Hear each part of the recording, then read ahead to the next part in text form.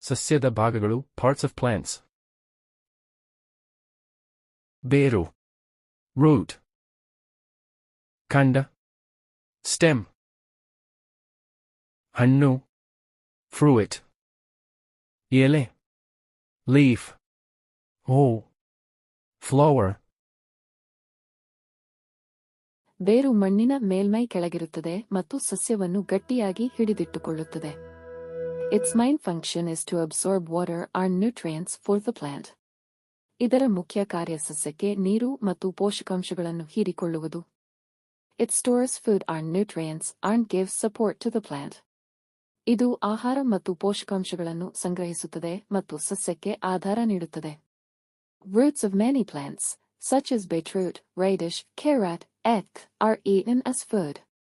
ಸಸ್ಯಗಳ ಬೇರುಗಳನ್ನು ಉದಾಹರಣೆಗೆ ಬೀಟ್ರೂಟ್, ಮೂಲಂಗಿ, ಕ್ಯಾರೆಟ್ ಇತ್ಯಾದಿ ಆಹಾರವಾಗಿ ತಿನ್ನಲಾಗುತ್ತದೆ.